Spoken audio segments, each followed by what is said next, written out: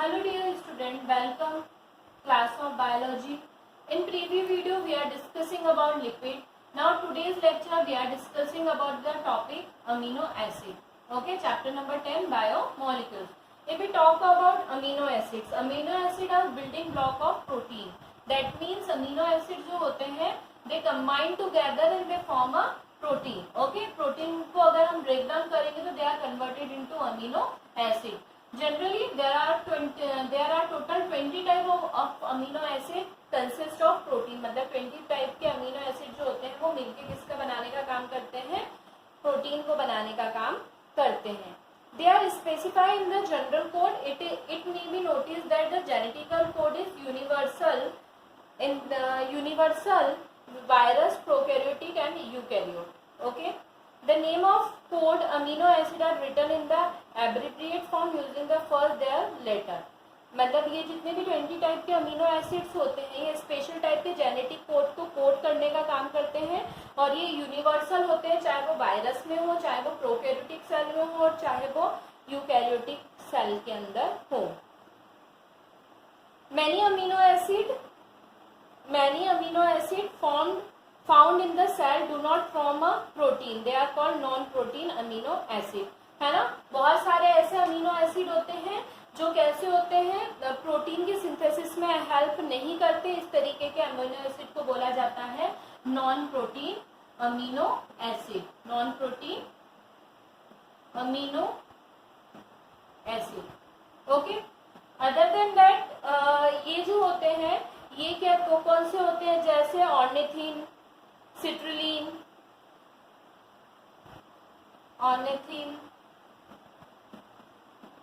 Citrulline etcetera. ये सारे जो होते हैं नॉन प्रोटीनियस अमीनो एसिड्स होते हैं, है ना. और बहुत सारे ऐसे होते हैं जो न्यूट्रो ट्रांसमीटर की तरह भी क्या करते हैं, बिहेव करते हैं. Now we are talking about the composition of amino acid. अगर हम इसकी बात करें कंपोजिशन के अमीनो एसिड्स के, तो ये जनरली किससे मिलके बने होते हैं, कार्बन, हाइड्रोजन, ऑक्सीजन. क्या डिफरेंट होते हैं फिर, ये क्यों डिफरेंट होते हैं कार्बोहाइड्रेट की से, क्योंकि इनके अंदर एक और कंपाउंड प्रेजेंट होता है that is nitrogen. Okay. Like I am explain you with the example, जैसे NH2 CHCOOH. ओके. ये एक तरीके का क्या है, अमीनो एसिड है. और ये क्या करता है, जो कार्बन चेन होती है उसको रिप्रेजेंट करता है. जनरली एक अमीन ग्रुप होता है इसके अंदर, एक अमीन ग्रुप होता है और एक कार्बोक्सिलिक ग्रुप होता है. इसके अलावा हाइड्रोजन जो होता है थर्ड साइड और फोर्थ साइड पे हाइड्रोजन जो होते हैं वॉटेज देखने को मिलते हैं, that is called amino acids. Okay. अलग अलग अगर हम बात करें सिंपल अमीनो एसिड जो होते हैं, जितने भी 19 प्रकार के अमीनो एसिड होते हैं वो अल्फा कार्बन वाले होते हैं, तो उनको बोला जाता है अल्फा अमीनो एसिड. ओके. क्या बोला जाता है, अल्फा अमीनो एसिड. राइट. इनको अल्फा अमीनो एसिड्स बोला जाता है, जहाँ पे क्या होता है अल्फा कार्बन पे और ये कितने होते हैं 20 में से 19 ऐसे होते हैं जो अल्फा अमीनो एसिड्स होते हैं. इसके अलावा जितने भी अमीनो एसिड होते हैं, ये जो हम 20 टाइप के अमीनो एसिड की बात कर रहे हैं, ये सारे किसको सिंथेसाइज करने में हेल्प करते हैं, प्रोटीन के सिंथेसाइज में हेल्प करते हैं. और ये कैसे होते हैं, लियो रोटेटरी होते हैं. कैसे होते हैं ये, लेवो रोटेटरी नेचर वाले होते हैं. मतलब ये सारे कैसे होते हैं, लेवो रोटेटरी नेचर वाले होते हैं. इसके अलावा अगर हम बात करें तो ये जो होते हैं लीवो रोटेटरी और जितने भी प्रोटीन सिंथेसिस में हेल्प करते हैं. ठीक है. और बाकी जो होते हैं नॉन प्रोटीन वो कैसे होते हैं, डेक्स्ट्रो रोटेटरी होते हैं. डेक्स्ट्रो रोटेटरी होते हैं. राइट.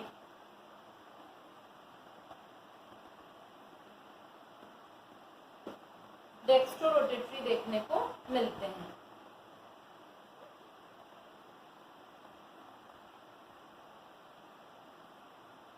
ओके, इसके बाद अगर हम बात करते हैं अमीनो एसिड के, तो इनको क्लासिफाई कर रखा है अलग अलग टाइप में। So now we are discussing about the classification of amino acid. Classification of amino acid, generally amino on the basis of protein amino acid. They are classified into 3 groups.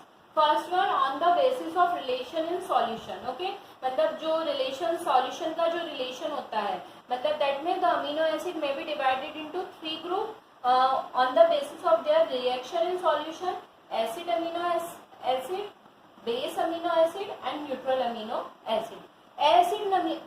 Acidic amino acid, that means they have a 2 carboxylic group, 2 carboxyl group. Okay, other than that 1 amino acid per molecule, 1 amino acid per molecule. Okay, they are termed generally they are called mono amino acid or dicarboxylic amino acid. They include aspartic acid and glutamic acid.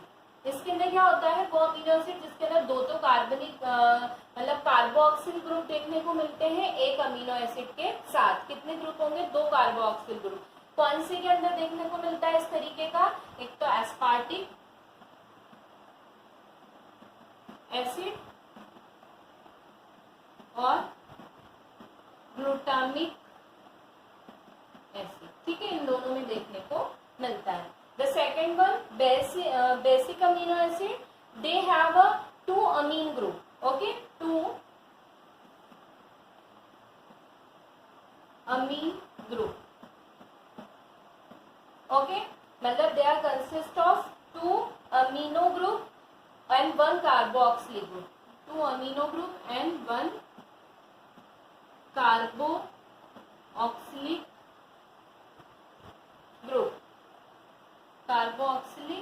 group, right.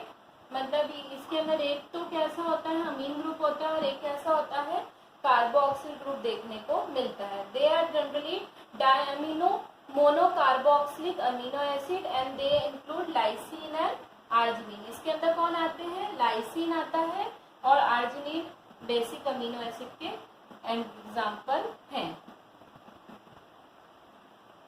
ठीक है, इसके अलावा फिर हम बात करते हैं, तो नेक्स्ट जो है that is neutral amino acid. They have 1 amine group and 1 carboxylic group. इसमें क्या होता है, एक होता है अमीनो ग्रुप और एक आता है इसके अंदर कार्बोक्सिलिक ग्रुप, राइट। ये जो होते हैं, इसका एग्जांपल अगर हम बात करें कौन आते हैं इसके अंदर, तो इसके अंदर जनरली एलिन आता है, एलानिन आता है, ग्लाइसिन आता है, राइट। इसके अलावा सीरीन आता है। ये सारे इसके क्या है, एग्जाम्पल है। ठीक है, on the basis of relation in the solution. इसके बाद सेकंड जो होता है, second on the basis of charge. ये तो हमने क्या होता है, रिलेशन विद सॉल्यूशन। अब देखेंगे on the basis of charge. ठीक है, that means the amino acid में also classified into 3 group on the basis of their charges. Charges के बेसिस पे भी इनको कितने ग्रुप में डिवाइड किया गया है, 3 ग्रुप्स के अंदर डिवाइड किया गया है। First one polar, the second one non polar and the third one polar charge. Okay, सबसे पहला जो है that is non polar, that means no charge. Second one polar uncharge. Polar uncharge that means कि charge balancing making the molecule with the pole unchanged. Okay, and the third one that is polar charge. Okay, polar charge that means may be negative charge or positive charge. charge. Okay, they contain maybe positive charge or maybe negative charge, both. Okay, on the basis of charges. The next one, on the basis of spatial structure. On the third one, that is C, on the basis of spatial structure. On the basis of spatial structure, that means इसके basis पे भी amino acid को 3 groups के अंदर, 3 types के अंदर divide कर रखा है. इसके अंदर सबसे पहला आता है sulphur contain amino acid.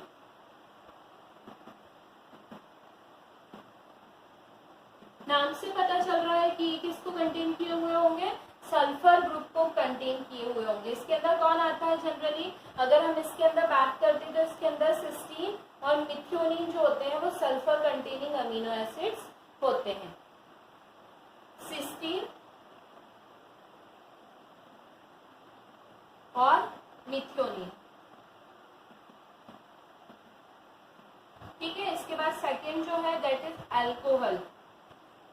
Alcoholic amino acid. ठीक है, मतलब ये किसको, अल्कोहल ग्रुप को या फिर हाइड्रोक्सिल ग्रुप को क्या किए होंगे, या तो अल्कोहल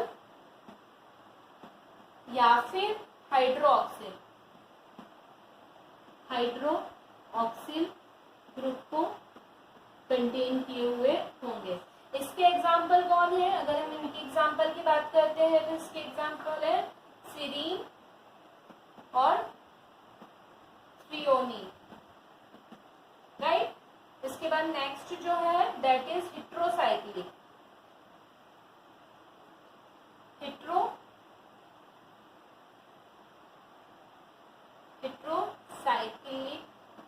अमीनो एसिड. नाम से पता चल रहा है कि कैसे होंगे, हेट्रोसाइक्लिक होंगे. मतलब क्या होंगे, नाइट्रोजन रिंग को कंटेन किए होंगे. नाइट्रोजन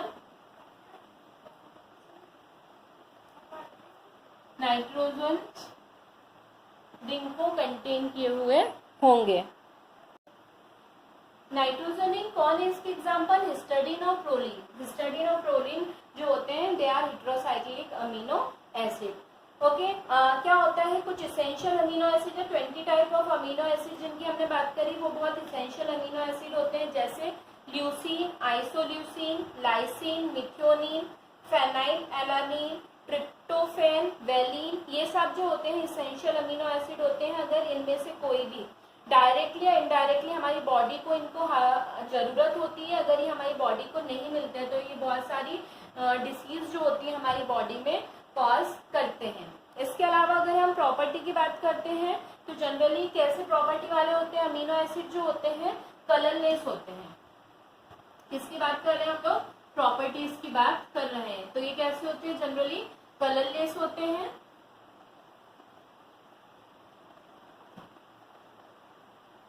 कैसे होते हैं ये, कलरलेस होते हैं. किस फॉर्म में पाए जाते हैं, they are formed in the crystal form,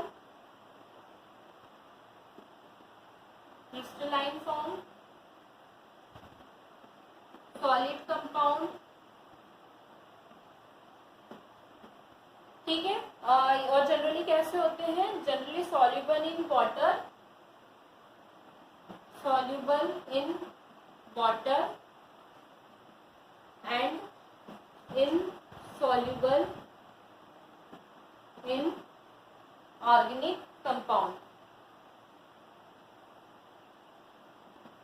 solvent और compound. Okay.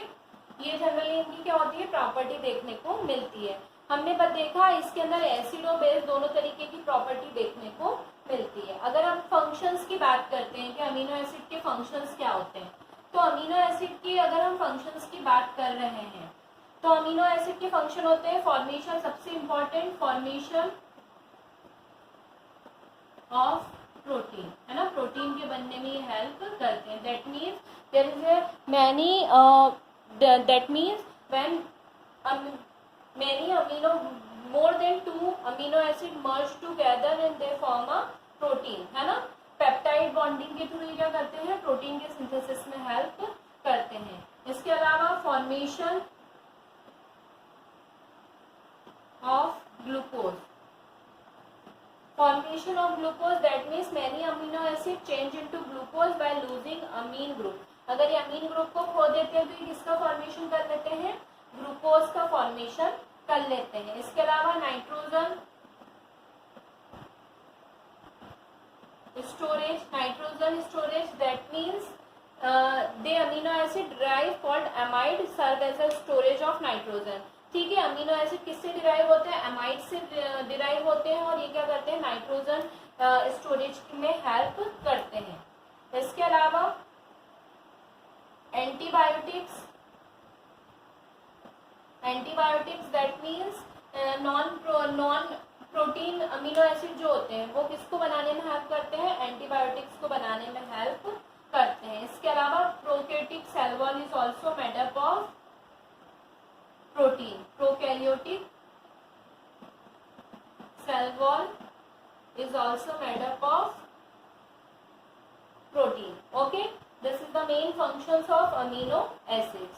Okay, now our topic amino acid has been finished. In next class we are discussing about the next topic. Our next topic of next class is primary and secondary metabolism. Primary and